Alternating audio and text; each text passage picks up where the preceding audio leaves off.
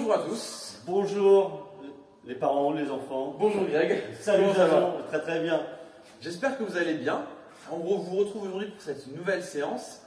Une séance aujourd'hui qui va être axée sur un autre aspect du karaté. Tout à fait. On a vu beaucoup les katas, qui sont vraiment la base, les fondamentaux du karaté. Après, il n'y a pas que ça, il y a plein d'autres facettes du karaté aujourd'hui. On va voir un peu l'esprit un peu plus jeu sur le partenaire, un peu le combat, Voilà. l'initiation au combat. Exactement. Greg, il a dit les deux éléments principaux. À savoir qu'on va rentrer dans le jeu, mais ce jeu va nous permettre de découvrir le combat. C'est pas parce qu'on fait du combat qu'on oublie les bonnes habitudes. On va commencer par un Salut. pied en V.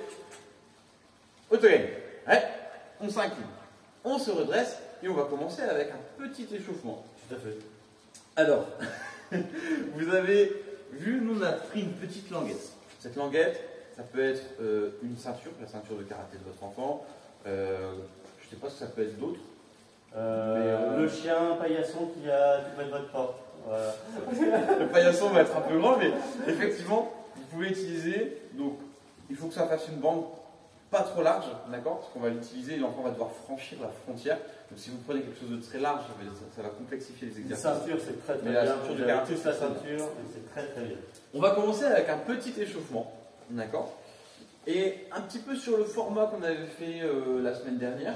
L'enfant va travailler pendant un certain temps, d'accord? Et puis, on va donner le signal, il va devoir faire l'exercice, il se repose, on lui donne un deuxième exercice, et ainsi de suite. Pour activer un petit peu, l'enfant va commencer avec les deux pieds de chaque côté de la ligne, et il va venir ici passer de l'autre côté.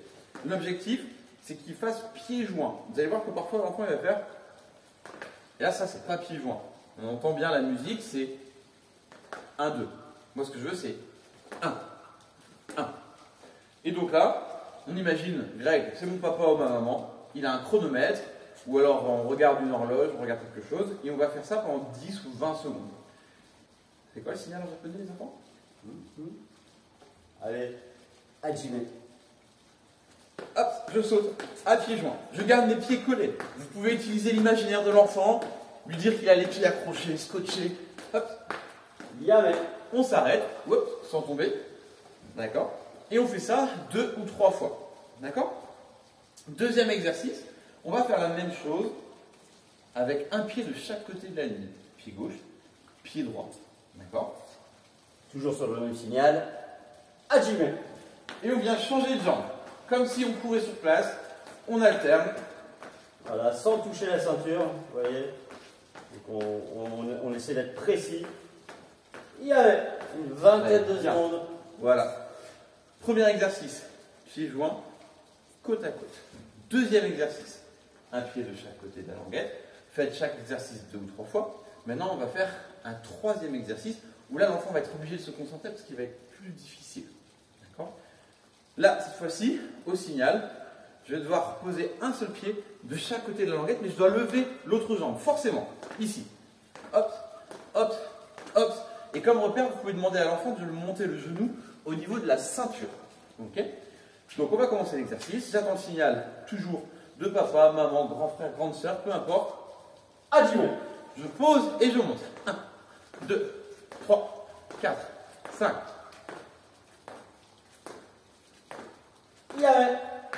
On relâche, on souffle bien. Et l'objectif, c'est vraiment que l'enfant il soit en mouvement là pendant 4-5 minutes et qu'il sollicite bien les jambes. D'accord? Ça va être important. Ok? Très bien.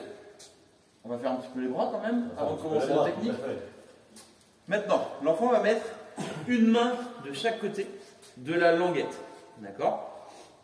Et vous allez lui donner un signal, d'accord? De venir toucher son épaule avec sa main au signal. 1, il vient toucher, il remet. 2, il vient toucher, il remet.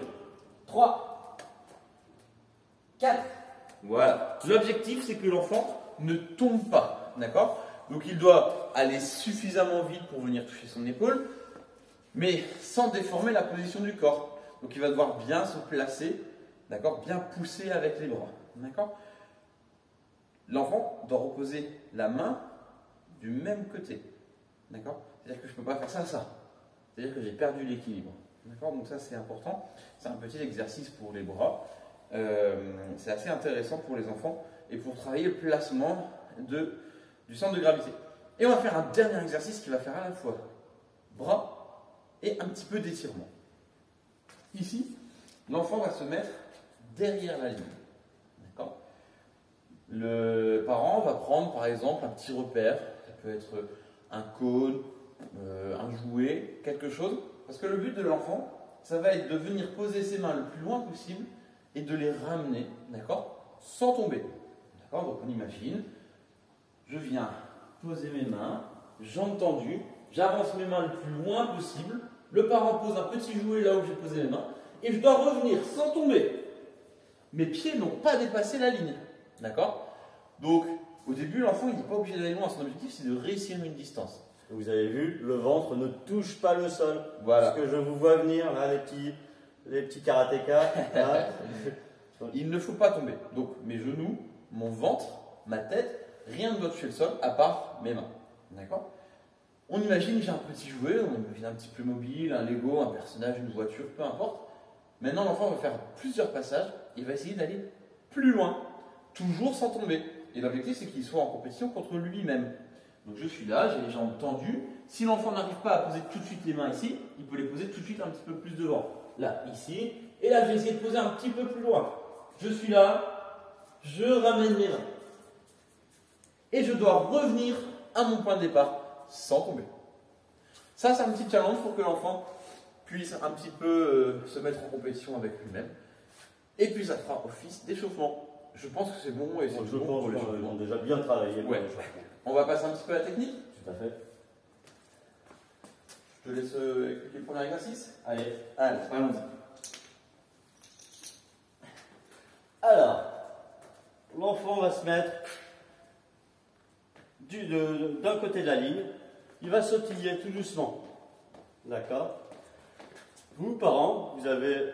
Là, on a pris une chaussette de Noël. La magnifique chaussette de Noël. Ça peut être, encore une fois, ça peut être beaucoup de choses. Prenez quelque chose qui va être quand même facile à attraper. Donc quelque chose de souple, l'enfant aura plus de facilité pour aller le chercher. Il n'y aura pas de risque qu'il se fasse mal ou qu'il fasse tomber voilà, sans faire exprès. D'accord? Donc la chaussette, c'est vraiment l'idéal.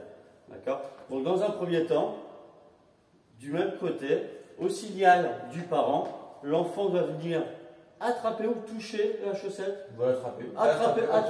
Attraper la chaussette le plus vite possible. D'accord? Il est bien de ce côté-ci de la ligne et au signal, il va franchir. Alors attention, là il y a une consigne, c'est uniquement une jambe. D'accord? Alors naturellement, ça va être la jambe avant. D'accord? Une jambe, il va revenir avec la chaussette. Revenir. D'accord? On va vous montrer un petit exemple.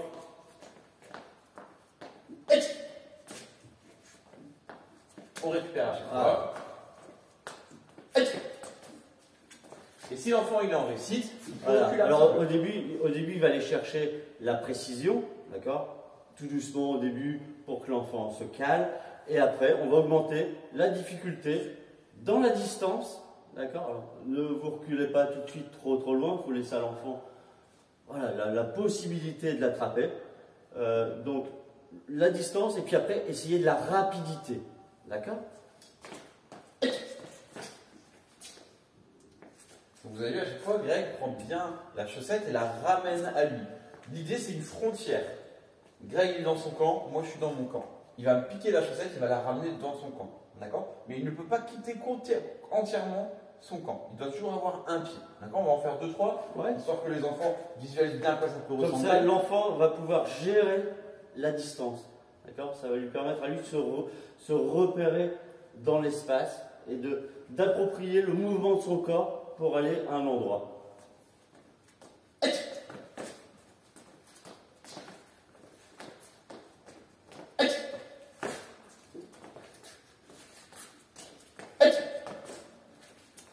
Voilà, on en a fait 3. Vous avez vu à un moment, j'ai monté un petit peu plus la chaussette. L'objectif, c'est que l'enfant travaille la précision de sa prise, la réactivité, la rapidité de son mouvement.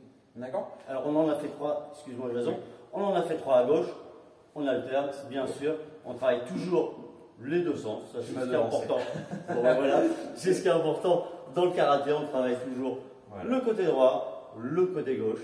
D'accord. Donc voilà, on prend bien soin de faire des exercices à droite, à gauche. Soit tu le fais à droite, une fois à gauche, 5 fois à droite, 5 fois à gauche. Peu importe. Voilà. Exactement. Donc répétition avec les deux mains. Et ça va être très important parce qu'après, on va lui demander de choisir le bon côté. D'accord. Ici, vous avez deux possibilités pour faire cet exercice-là. Je vous conseille de faire les deux. Ce sera beaucoup plus enrichissant pour votre enfant. On va vous montrer les deux variantes qui existent. D'accord. D'abord, je vais prendre toujours la même cible, mais je vais lui annoncer la main qu'il va utiliser. D'accord. Pas évident. L'enfant va parfois avoir envie de se précipiter pour vite attraper la cible, mais il doit réfléchir avec quel bras je dois attraper. Donc, il a le choix entre gauche et droite. Je vais donc ne plus lui annoncer Ichi ni Sanchi, mais je vais lui annoncer gauche ou droite. D'accord. Gauche. Voilà. Droite. Il n'y a toujours qu'un seul pied qui passe la ligne. Vous avez vu, la grecque l'a très bien fait. Droite. Voilà. Quand j'annonce droite, il attrape avec la main droite. Quand il annonce gauche, il attrape avec la main gauche. Ça, c'est la première étape. D'accord. Donc, pareil, vous faites une dizaine de répétitions en essayant d'équilibrer le nombre de répétitions à droite et le nombre de répétitions à gauche. Et après, on complexifie l'exercice. Alors là, j'ai deux mêmes chaussettes, mais pour faciliter le repérage pour vos enfants, vous pouvez prendre une chaussette blanche et une chaussette noire, par exemple. Vous associez la blanche au côté droit et la noire au côté gauche. Ok. Ce sera plus facile pour lui. Et là, maintenant, selon le côté où je vais lever la chaussette, ce sera le bras gauche ou le bras droit. D'accord. C'est pour ça qu'en différenciant les couleurs, ce sera beaucoup plus facile pour l'enfant. Une rouge, une bleue, une noire, une blanche. Visuellement, ce sera beaucoup plus facile pour lui. Et là, tout à l'heure, il y avait un ordre qui était oral. On entendait Jason qui donnait la droite ou la gauche. Là, on va partir sur un autre signal. Et là, ça va être le signal visuel. Donc tout ça, ça va permettre à l'enfant d'acquérir toutes les informations pour pouvoir réagir le plus vite possible. C'est de l'entraînement. Attention, on est prêt.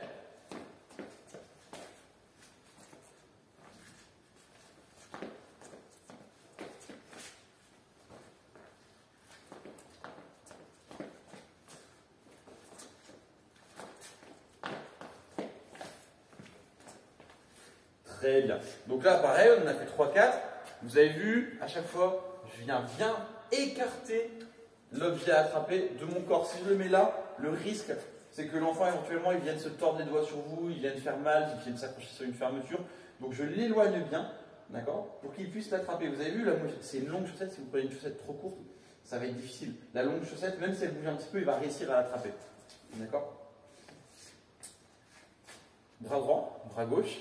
Réactivité. Là, on stimule l'enfant. Et ce que Greg a dit était très juste. Le karaté, on n'oublie pas, c'est un sport de combat. Et dans un combat, l'adversaire ne peut pas me prévenir qu'il va m'attaquer. Imagine le samouraï avec son épée, il ne va pas me dire je vais utiliser mon épée et attaquer au niveau du visage. D'accord. Donc j'ai besoin de mes yeux. On ne peut pas faire de karaté sans ses yeux. D'accord. Et donc c'est très important de passer sur un stimuli qui va être visuel et non plus seulement auditif. D'accord. C'est une étape qui peut servir, c'est quelque chose qui peut être très porteur et très enrichissant, mais ça, on ne peut pas ne faire que ça. D'accord. Quelque chose à ajouter sur ce petit exercice? Je crois que c'était assez complet. Très bien. Donc là, on verra plus tard à quelle technique ça correspond. Aujourd'hui, on est vraiment dans le jeu. Tant que l'enfant adhère au jeu, tant que l'enfant s'amuse, continuez. Continuez. Il faut qu'il bouge, surtout en cette période-là, c'est hyper important. Il ne faut pas oublier que notre corps est fait pour bouger et le développement du corps de l'enfant se fait à travers le mouvement. Un enfant qui ne bouge pas, c'est un enfant qui sera en mauvaise santé. Donc votre enfant doit voir l'extérieur, doit aller dehors, mais surtout il doit bouger. Sinon, son corps va se dégrader. D'accord. On va maintenant passer aux techniques de jambes. Bien évidemment, karaté, sport, pied-point. Donc, il dit pied-point.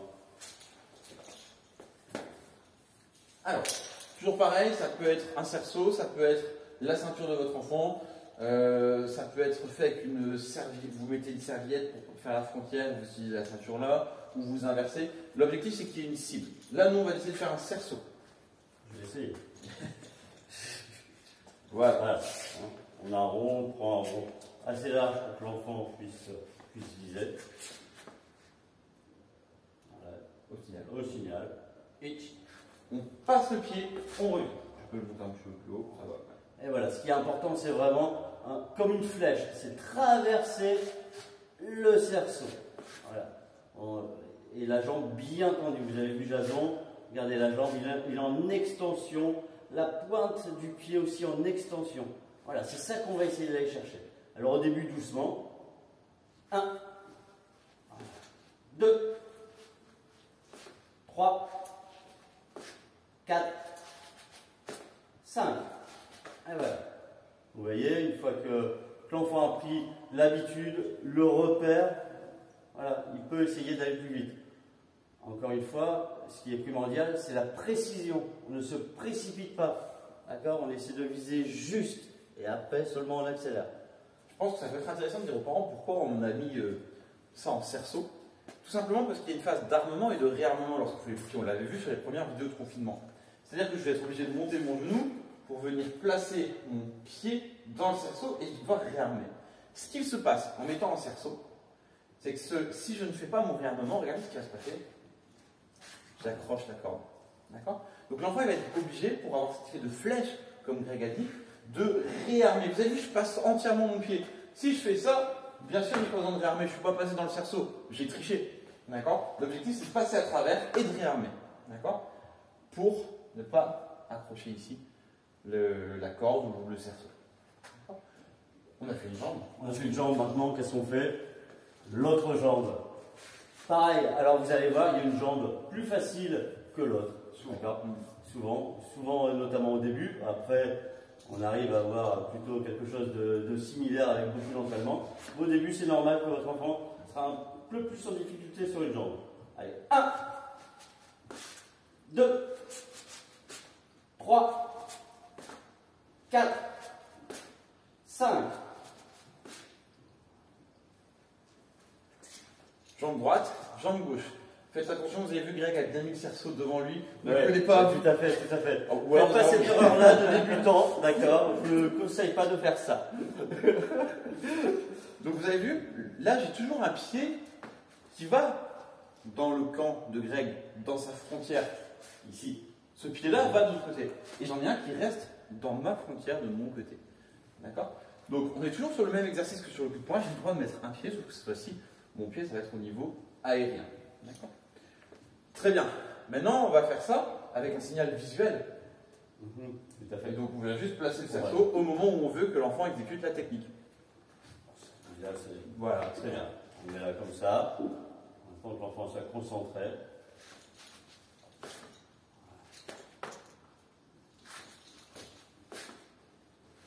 Voilà. Et surtout, ce qu'on va éviter de faire, c'est quelque chose de très rythmé. Faire 1, 2.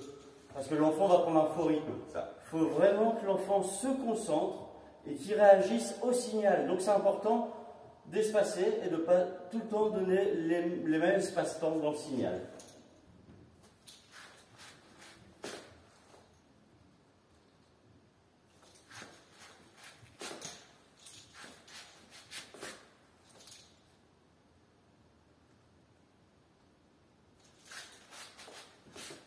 Vous avez vu, c'est bien un petit peu plus long. Voilà. L'enfant, il apprend la patience, il apprend la concentration. La concentration, c'est pas être attentif pendant 2 secondes, le temps qu'il fasse ça. La concentration, c'est être capable de déclencher rapidement n'importe quoi. Au bout d'une minute, comme au bout d'une heure. D'accord? Dans l'idée, vous n'allez pas le faire en pratique, mais dans l'idée, s'il reste 1 heure là, et que mon objectif c'est de faire un coup de pied dedans, et ben je vais rester 1 heure concentré, et dès qu'il va bouger, je suis capable d'envoyer mon coup de pied. C'est dans l'idée, bien sûr que vous n'allez pas le faire, mais pour que l'enfant comprenne, ça peut être intéressant. D'accord? Très bien. Je pense que c'est pas mal pour le coup de pied. C'est très très bien. Ouais. On va passer sur le deuxième coup de pied, le Mawashigiri. Mawashigiri. Alors c'est un coup de pied que vos enfants n'ont pas beaucoup étudié, ils l'ont fait un petit peu. Donc cette fois-ci, au lieu d'avoir le genou qui vient devant soi, on va avoir la jambe qui vient sur le côté. Et vous avez vu, il y a un pivot ici. D'accord? Ça c'est mon plateau. Souvent je prends l'image du plateau, c'est-à-dire que quand je fais mon armement de Mawashigiri, je peux manger sur ma jambe. Je peux poser mon assiette et je peux manger. Si je suis comme ça, je ne peux pas, mon assiette est tombée. Si je suis comme ça, je ne peux pas, mon assiette est tombée. D'accord? Donc il faut vraiment que la jambe soit levée. Et donc là, on va faire l'exercice. Cette fois-ci, la ceinture, l'objet, vous allez le mettre à la verticale. D'accord? Et on va faire d'abord un atelier technique. Ne vous embêtez pas au début avec la jambe. Laissez l'enfant choisir une jambe. D'accord? Il a déjà suffisamment d'éléments sur lesquels se concentrer, sur la technique simplement. D'accord? Donc, d'abord, je viens monter mon genou. D'accord? Je recule. Ici. Là, Greg l'a mis à cette hauteur-là parce que je suis à l'aise. D'accord? Votre enfant peut être à l'aise parce qu'ils sont souples. Mais on n'hésite pas à commencer en bas. Il y a même des adultes. Voilà. L'idée, c'est que l'enfant doit bien comprendre comment placer son genou. Si vous voyez que votre enfant il est là, c'est pas bon. Le talon doit être derrière la fesse pour pouvoir tendre. D'accord? N'hésitez pas, si l'enfant a des pertes d'équilibre, vous mettez une petite chaise. Vous mettez, on n'en a pas là, c'est une erreur, on aurait dû en prendre une, mais je mets ma main sur la chaise et comme ça je ne pense pas à mon équilibre. Vous avez vu? Là c'est beaucoup plus facile avec une chaise. Et laissez. Là l'enfant par contre il faut qu'il fasse de la répétition, qu'il comprenne bien qu'il touche avec le dessus du pied. C'est pas les orteils qui touchent, c'est vraiment le dessus du pied. Donc, je vais essayer de le faire lentement. Je suis accroché à ma chaise, je viens de placer, et là c'est vraiment le dessus de mon pied. Vous voyez? Le dessus du pied, les lacets qui viennent toucher. Hop. On n'oublie pas qu'on a deux jambes. Hop, on touche bien la cible, voilà. Très bien. Et maintenant, on peut challenger l'enfant s'il arrive en montant la cible. Tout à fait. Et ça, ouais. Tout à fait. Donc le challenge un peu plus haut. Et je ne sais pas si vous avez remarqué, tout à l'heure on a parlé du retour sur le maï-guéri, d'accord? Pour ne pas toucher le cerceau. Et là, on a effectivement la même chose qui est importante, c'est le retour du pied. Voilà, tu reviens à la position initiale. Talon-fesse. Voilà, talon-fesse. D'accord? Donc là, on imagine, vous commencez en bas, et votre enfant ne peut viser plus haut seulement et seulement s'il a touché la cible et qu'il est bien revenu dans sa frontière. Donc, Greg va commencer en bas. Voilà, on n'hésite pas à commencer très bas, comme ça l'enfant, il s'applique. Il doit toucher, pas frapper. Ça, c'est pas bon. Ça, c'est trop fort. Il ne contrôle pas son énergie. On imagine votre enfant, plus tard, il va travailler avec un autre enfant. Si c'est la tête d'un autre enfant, quand il s'entraîne, les parents ne seront pas d'accord, l'autre enfant ne sera pas d'accord, et votre enfant ne sera pas d'accord de prendre un gros coup de pied dans la figure à l'entraînement. D'accord? L'objectif, ce n'est pas de générer, de créer de la peur, d'accord, mais de la confiance avec son partenaire. Parce que si je suis en confiance avec Greg, je vais pouvoir m'entraîner, je vais pouvoir progresser. Si, lorsque je m'entraîne avec Greg, je ferme les yeux et je me protège comme ça parce que j'ai peur, je ne vais jamais pouvoir progresser. D'accord? Donc le contrôle, c'est essentiel. Si demain je mets votre enfant face à un champion du monde de karaté ou de boxe, il n'aura pas de bobo. Parce que ce sont des athlètes qui contrôlent et qui gèrent leur énergie. Ils ne vont pas commencer à frapper fort, juste pour dire de frapper fort. Les meilleurs combattants, les meilleurs karatékas, sont ceux qui contrôlent. D'accord? Quelle que soit la discipline, MMA, boxe, karaté. D'accord? On oublie l'image du gros bourrin parce qu'elle est fausse. D'accord? Et ce ne sont pas de bons combattants, de bons karatékas. D'accord? Donc, on est là et je dois valider en touchant, en faisant mon avant-fesse et en revenant. J'ai touché, j'ai validé. On imagine je rate. On ne monte pas. D'accord? Je vais recommencer à la même hauteur. On imagine je ne réarme pas. Là, c'est pas bon. D'accord? Il est revenu dans notre zone. Voilà, il a touché.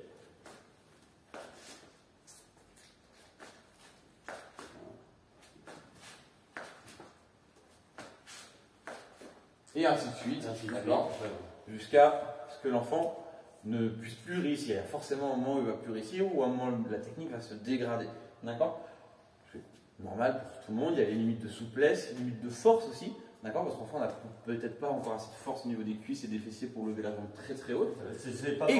Et conserver une technique correcte. S'il se trouve avec le pied comme ça, c'est plus bon. D'accord? C'est vraiment le dessus du pied qui vient toucher la cible.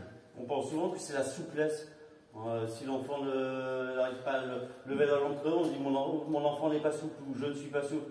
Mais en fait, c'est une question de musculature. Comment vos muscles sont développés. Les deux sont nécessaires et sont très importants. Il y a des gens qui ne sont pas très souples, qui arrivent très facilement à mettre des coups de pied au niveau du visage. Inversement, il y a des gens qui sont très souples qui n'y arrivent pas forcément.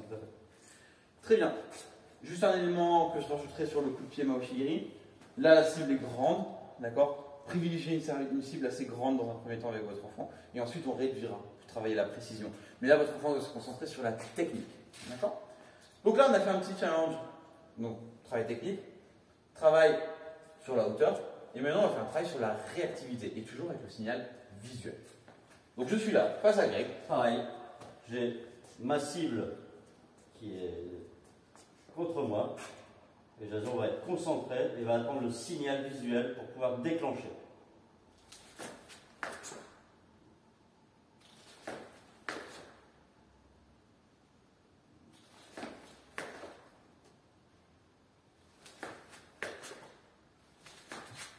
Vous avez vu? Voilà. Variété des rythmes. Très bien. Et ça, c'est un exercice que votre enfant peut aimer parce qu'il vient faire des techniques de karaté. Il l'associe assez facilement au karaté, mais en même temps, c'est du jeu. On est dans le jeu, là, on s'amuse avec Greg.